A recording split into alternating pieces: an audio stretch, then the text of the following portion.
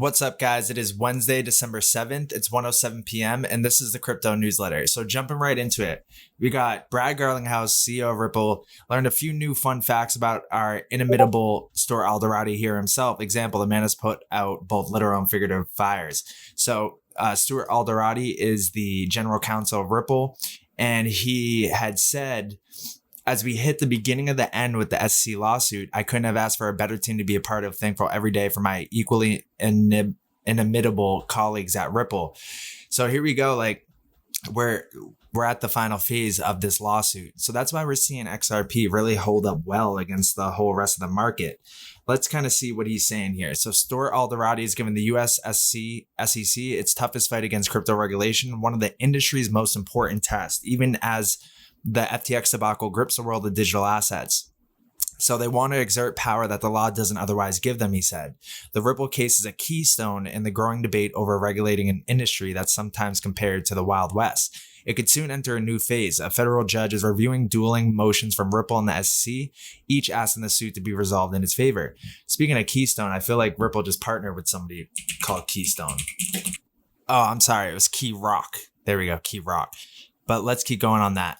Because he said, Ripple claims it has already spent roughly $100 million to defend the case and effectively shield the entire crypto industry from what it calls overregulation.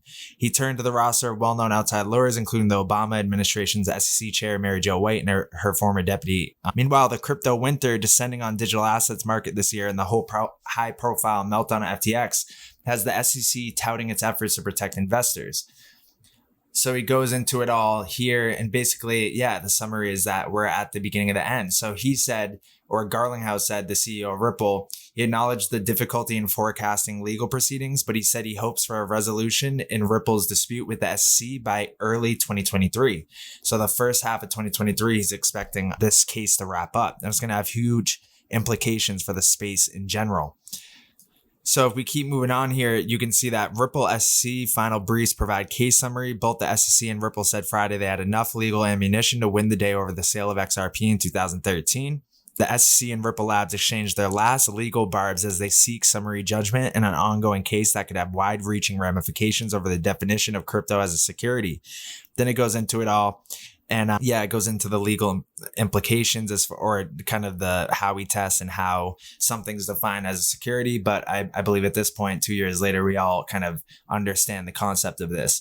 So it's just at the end of the day, the moral of the story is this case has huge kind of weight in whatever the summary of it is. It's going to have, for the US at least, a big play in how the direction of crypto assets and crypto-based companies flourish in the US after this case is resolved.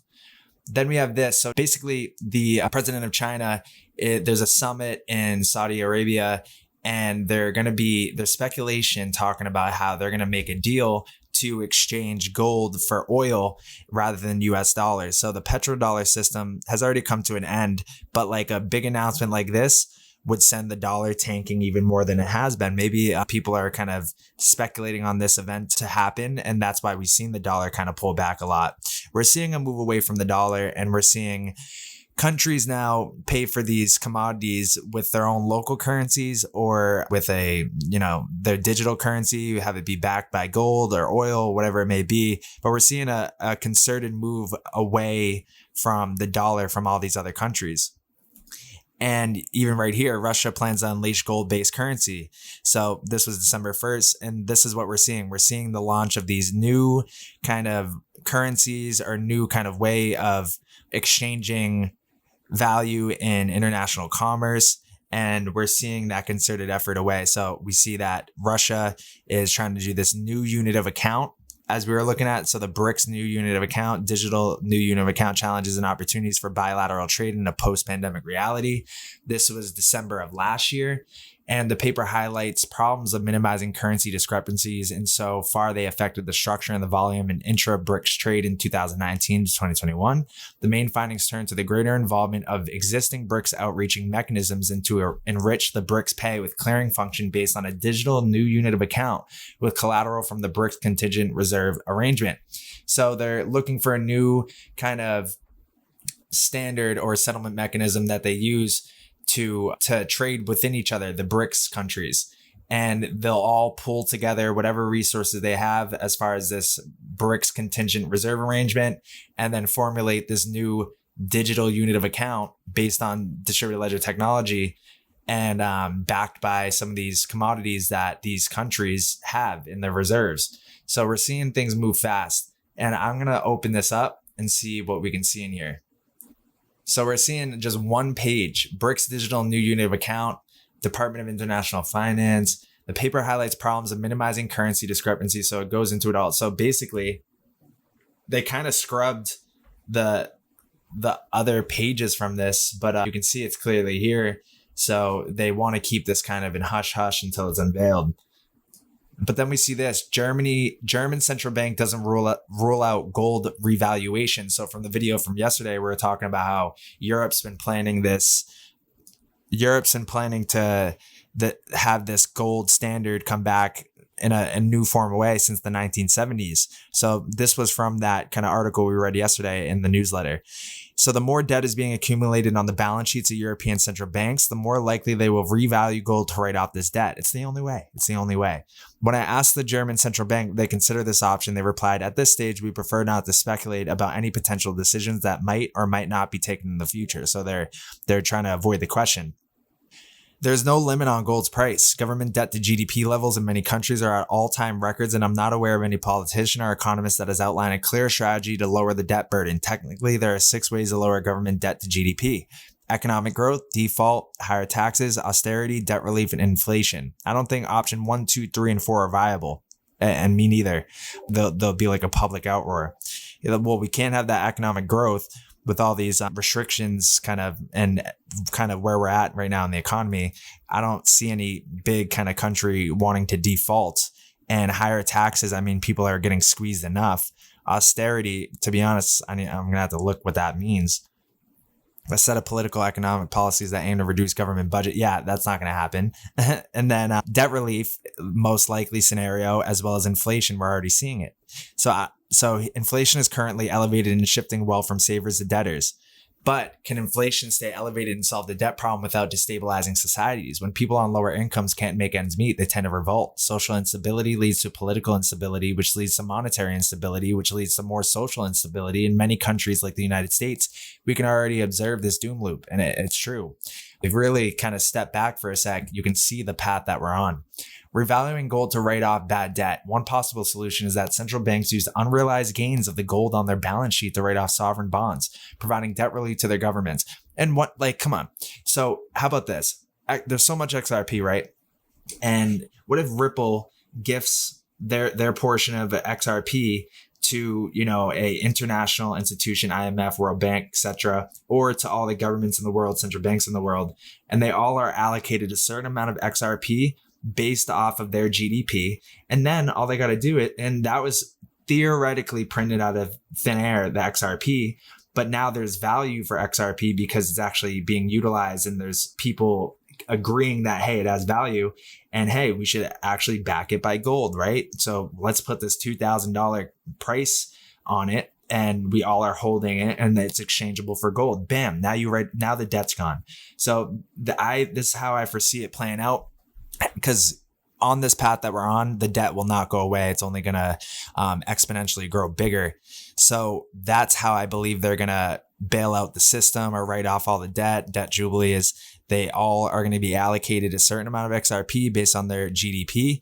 And then you're going to see it be backed by gold or a basket of commodities, etc. There's going to be a price on it, a price set, and then bam, all the debt's gone. So that's my kind of envisioning what the future is going to pan out for this. So central banks' balance sheets, assets, international reserves, gold and foreign exchange, domestic government bonds, discount loans to banks, liabilities, monetary-based reserves and currencies, domestic liabilities, government account, net worth, equity.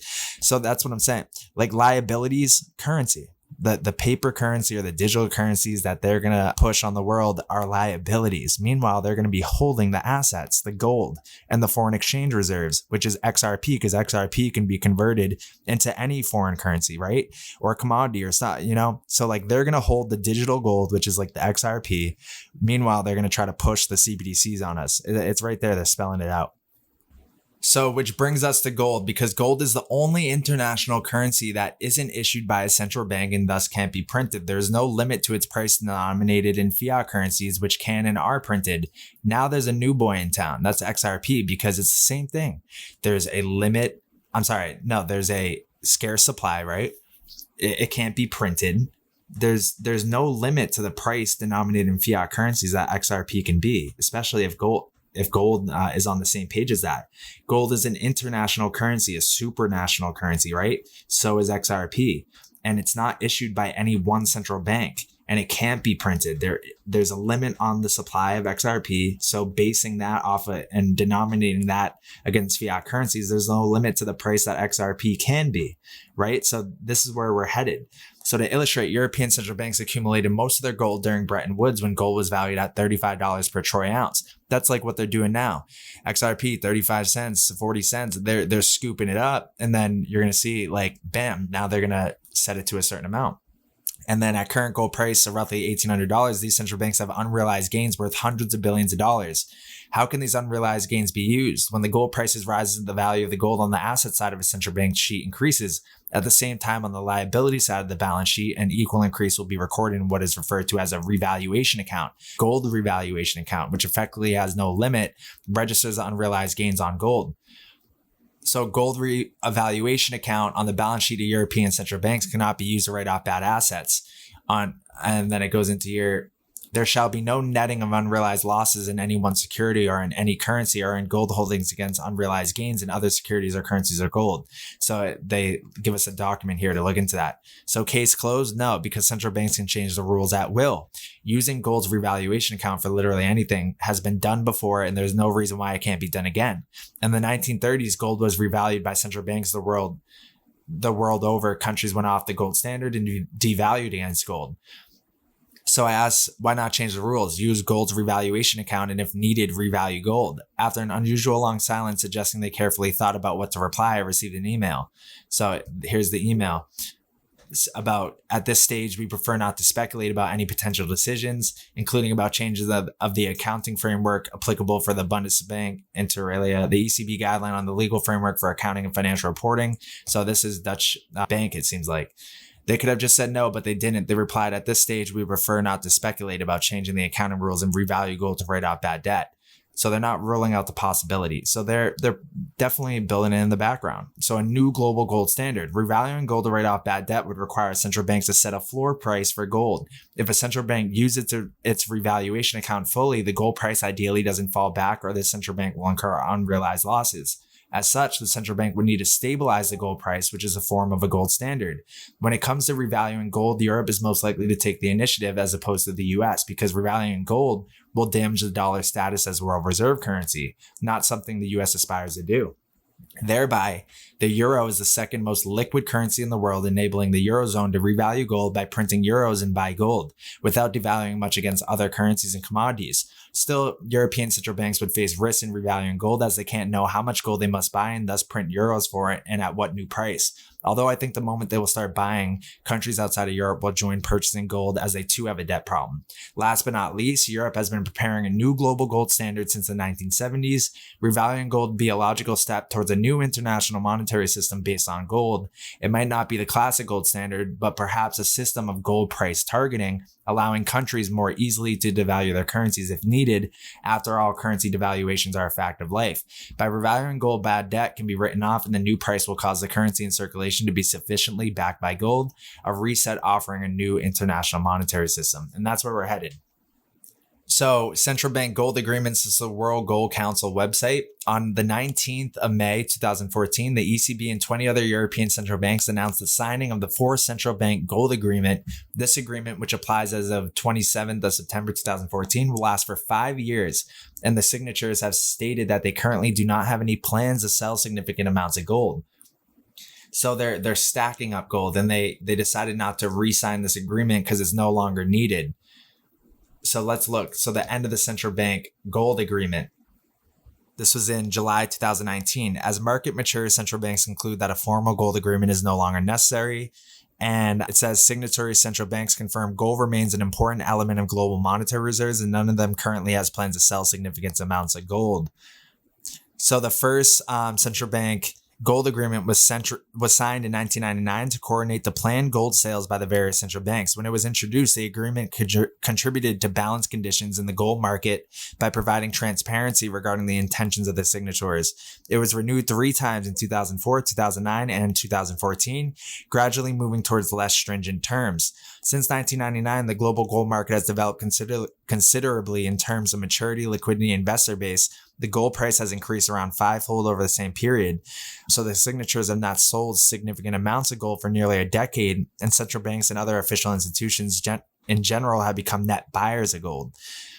So the fourth one, which expired on the 26th of September in 2019, now we're seeing that, all right, so they had these sales going on since 1999. We saw a lot of sales, but as of 2012, we saw like none. And that's still the same to this day. So they're obviously not selling because they're getting ready for the grand finale. And then we had this November 2021, central bank digital currencies for cross-border payments. This is from the World Bank. So one of those big top of the money pyramid, right? So now let's go to find, and we're going to look up XRP and XLM. So XRP is in here. So that's that document that we're looking at as far as the keywords. And we can see stablecoins for cross-border payments. Stablecoins refer to a class of digital currencies that are relatively stable in terms of their price. Stablecoins offer instantaneous processing and security of payments as many cryptocurrencies do. And then it goes to talk about Ripple is a real-time gross settlement system, currency exchange, and remittance network created by Ripple Labs. And through using XRP, they have on-demand liquidity. The 3 parts of the Ripple ecosystem talks about servers that maintain the ledger, clients, and intermediaries. Unlike Bitcoin or Ethereum, Ripple does not run proof of work, nor does it run a proof of stake consensus mechanism. Instead, Ripple transactions rely on a Byzantine General's Problem consensus protocol, known as Ripple gateways to validate account balances and transactions of the system. And then it keeps going on here. And it's talking about any accepted type of currency or asset can be used to transact on the Ripple network. Cross-border payments using Ripple transact using XRP. A digital currency works as a liquidity source when it's necessary, besides acting as a bridge between 2 currencies. XRP, which is an open source blockchain, it's peer-to-peer. It's supposedly capable of settling a payment within 4 seconds and handling 1,500 transactions every second.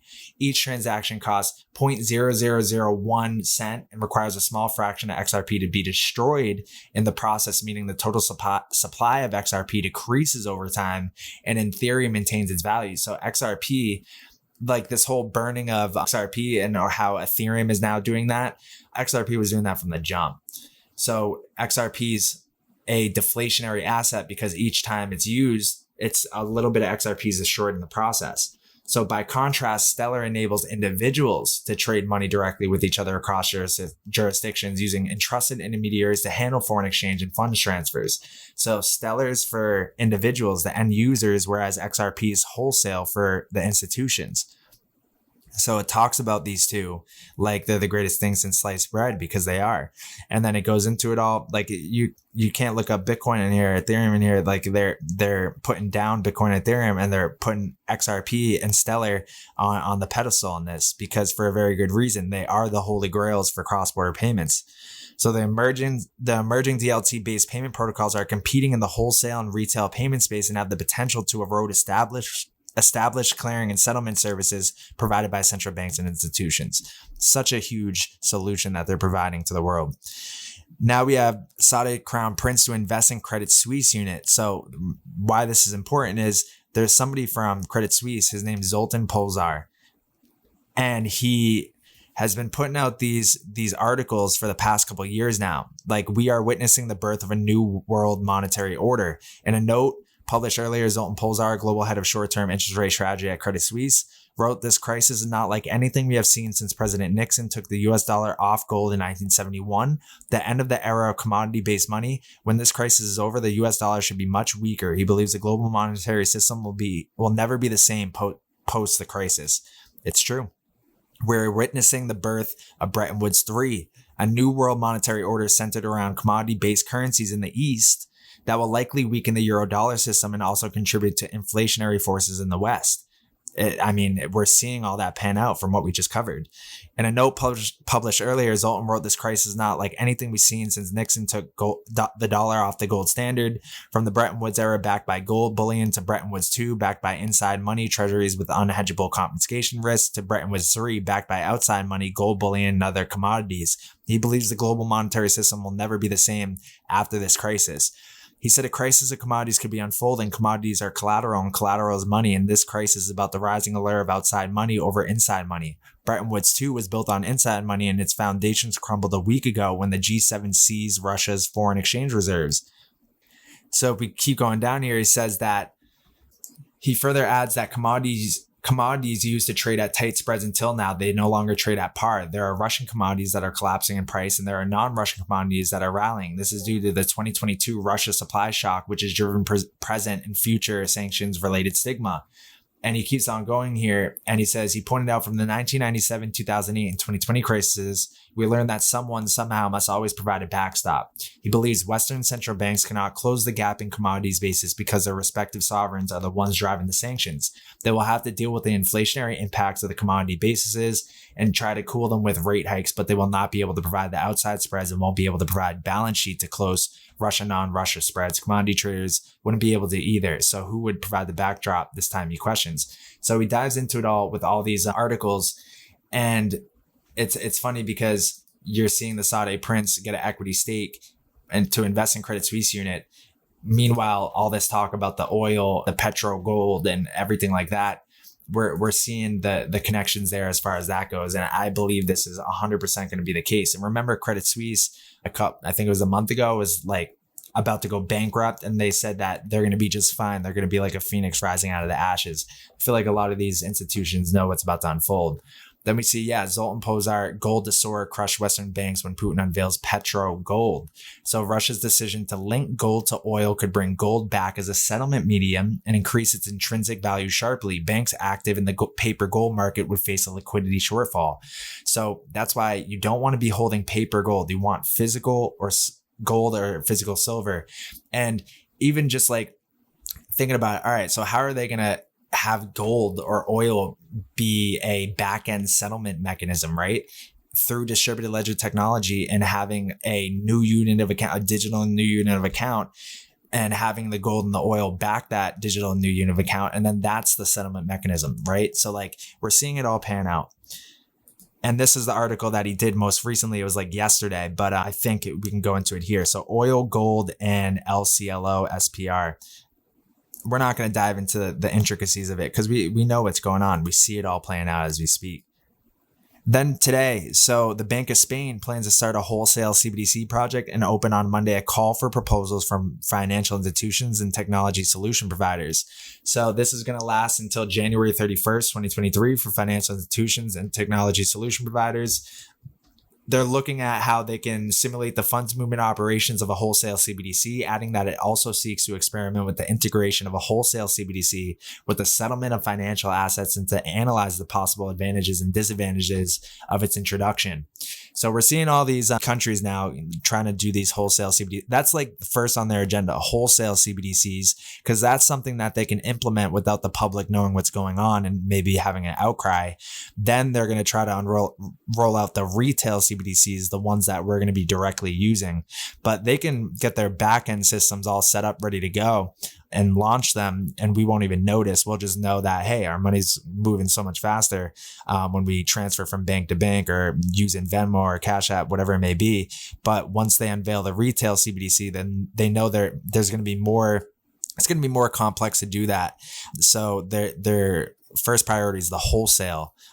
France Central Bank announced projects to achieve the benefits of CBDCs used at a wholesale level by banks and financial markets. Much easier to get everyone on board for that rather than the public with the retail CBDC. Then we got this from the Bank of International Settlements. Embedded in the foreign exchange market is huge unseen dollar borrowing. So in this video, Patrick McGuire, head of international banking and financial statistics at the BIS, explains how this hidden debt arises and what it means for financial stability. Let's watch it. Such as FX swaps forward require that the full principal amount be exchanged at maturity. This distinguishes them from other types of derivatives in which the principal is not exchanged. Banks and non-bank financial firms are the biggest users of FX swaps. They use them to fund and hedge portfolios as well as to take positions. Most FX swaps have the US dollar on one side and have very short maturities.